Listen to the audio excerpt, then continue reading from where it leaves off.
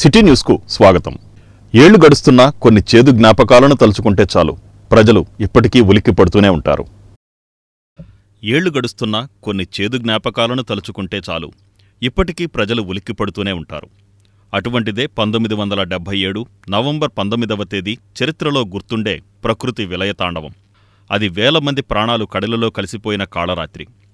ప్రకృతి ఉగ్రరూపం దాల్చిన వేళ దివిసీమ ఉప్పెన ధాటికి బలై నేటికి 47 ఏళ్లు. నవంబర్ 14 గుర్తొస్తే చాలు కృష్ణా, గుంటూరు, ప్రకాశం జిల్లా ప్రజలు ఇప్పటికీ ఉలిక్కిపడతారు. దివిసీమకు ఉప్పెన చేసిన గాయాన్ని తలుచుకుంటారు.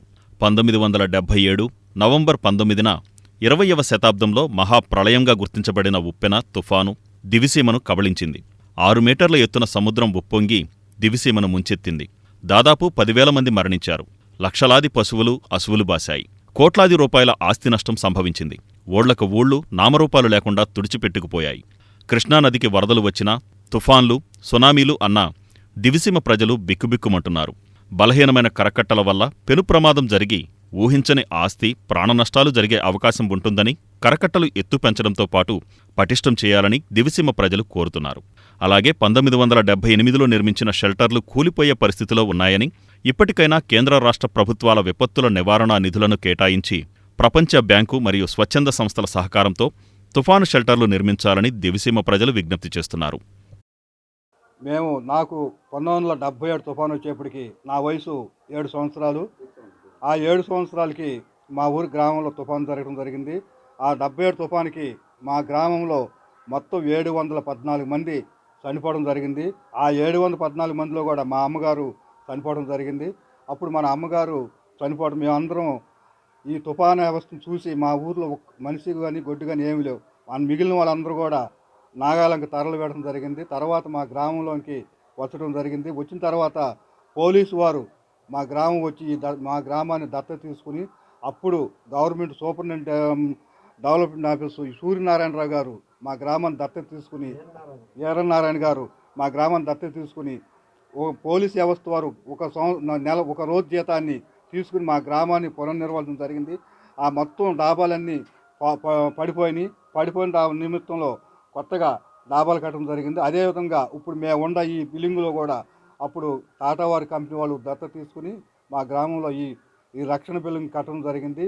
ఈరోజు ఈ బిల్డింగ్ చూస్తుంటే చాలా బాధేస్తుంది.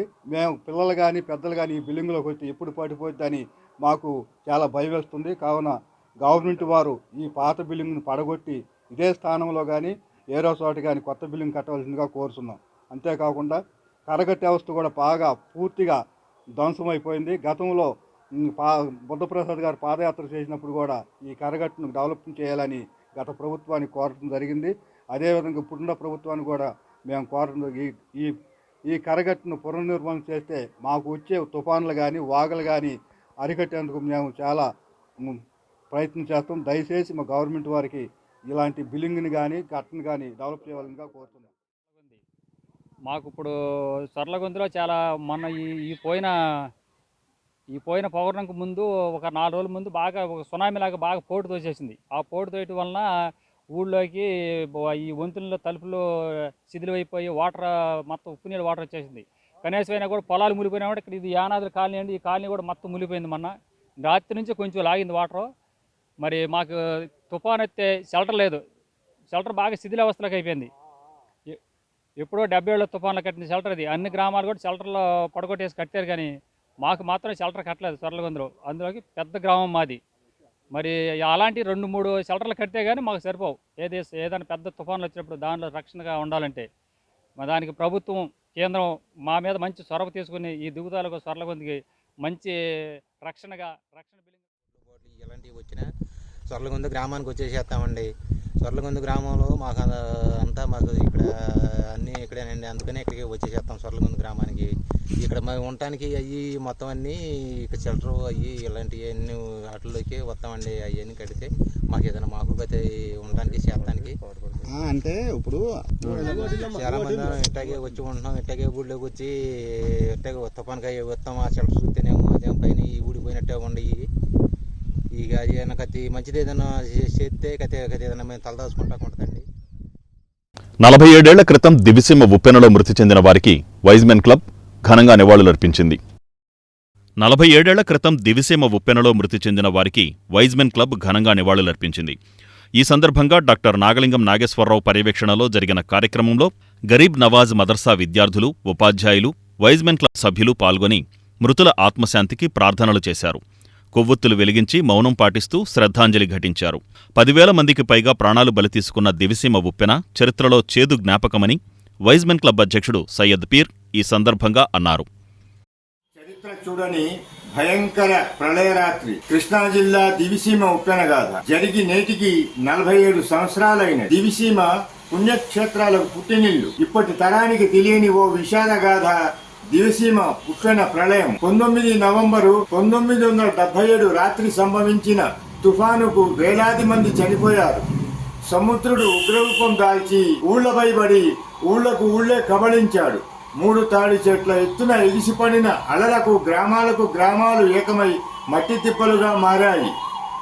నిద్రలో ఉన్నవారు నిద్రలోనే జలసమాధి అయ్యారు. లక్షలాది మూగజీవాలు అలల తాకిడికి కొట్టుకుపోయాయి. చేతికందిన పంట నీటిపాలైనది. 250 కిలోమీటర్ల వేగంతో వీచిన ప్రచండ గాలులకు కరెంటు స్తంభాలు విల్లుల్లా వంగిపోయాయి. బిడ్డలకు తల్లులకు బిడ్డలు దూరమైనారు. భారత ప్రభుత్వము, రెడ్ క్రాస్ మరియు స్వచ్ఛంద సంస్థలు ముందుకు వచ్చి సహాయాన్ని అందించాయి. కీర్తిశేషులు మండలి వెంకట కృష్ణారావు గారు తమ సిబ్బందితో కలిసి పరిస్థితిని చక్కపెట్టేందుకు చేసిన కృషి ఎనలేనిది. కృష్ణా జిల్లా దివిసీమ ఉప్పెనలో మరణించిన నవంబర్ 1977 నవంబర్ 19వ తేదీన దివిసీమలో ఉప్పెన మరచిపోలేనటువంటి దుర్ఘటన. వేలాది మంది ప్రాణాలు కోల్పోయారు. లక్షల ఆస్తులు నష్టమైపోయినాయి. అన్ని రకాలుగాను చాలా బాధపెట్టి ఇబ్బంది పెట్టినటువంటి తుఫాన్ అది.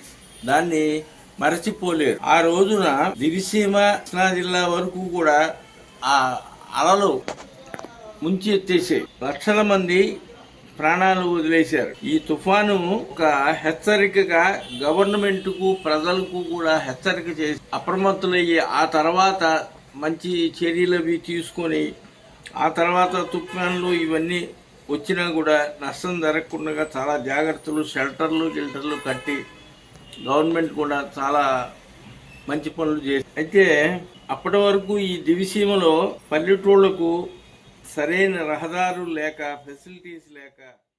క్రీడలు దేహదారుఢ్యానికి, మానసికోల్లాసానికి ఉపయోగపడతాయని జిల్లా జడ్జి అరుణసారిక అన్నారు.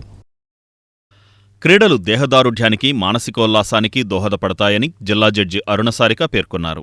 పోలీస్ గ్రౌండ్స్లో పోలీస్ శాఖ యాన్యువల్ స్పోర్ట్స్ అండ్ గేమ్స్ మీట్ను ఆమె ప్రారంభించారు. ఈ సందర్భంగా జిల్లా జడ్జి అరుణసారిక మాట్లాడుతూ అనునిత్యం విధులతో బిజీగా ఉండే పోలీసులకు క్రీడలు ఆటవిడుపులాంటివన్నారు. క్రీడల వల్ల విధి నిర్వహణకు అవసరమైన దేహదారుఢ్యం, మానసికోల్లాసం ఏర్పడతాయని ఆమె పేర్కొంటూ మానసిక ఒత్తిడుల నుంచి క్రీడలు ఉపశమనం కలిగిస్తాయన్నారు. 2 రోజుల పాటు నిర్వహించే ఈ యాన్యువల్ స్పోర్ట్స్ అండ్ గేమ్స్ మీట్లో జిల్లా వ్యాప్తంగా పోలీసులు పాల్గొంటున్నారు. జిల్లా ఎస్పీ గంగాధర్రావు తదితర పోలీసు అధికారులు ఈ కార్యక్రమంలో పాల్గొన్నారు. మరియు ఇతర పోలీసు అధికారులకు, ప్రింట్ అండ్ ఎలక్ట్రానిక్ మీడియా వారికి, ఇక్కడ చేసిన మిగతా పార్టిసిపెంట్స్కి అందరికీ కూడా నా హృదయపూర్వక నమస్కారం. ఇంత మంచి కార్యక్రమం ఈరోజు మనందరం ఇక్కడ ఏర్పాటు చేసుకోవడం ఎంతో సంతోషకరమైన విషయం. అందరికీ తెలుసు, క్రీడలు అనేవి మనిషి ఆరోగ్యానికి ఎంతో ఉపయోగకరం. ప్రతి ఒక్కరికి, ప్రత్యేకంగా నేటి ఆధునిక పనితీరు కలిగిన మనందరికీ కూడా ఇది చాలా ముఖ్యం. ముఖ్యంగా పోలీసులు అనుదినం ఎన్నో కార్యక్రమాలు, దైనందిక విధులు, ఇందాక మన ఎస్పీ గారు చెప్పినట్టు మీరు ఏ పనులు చేస్తారో అవన్నీ ఆల్మోస్ట్ సార్ చెప్పారు. ఆ బందోబస్తు కార్యక్రమాలు, ఇతరత్ర మీ దైనందిక విధుల్లో వీటితో ఎప్పుడూ కూడా సతమతమయ్యేటువంటి పరిస్థితులు, ఎప్పుడు టెన్షను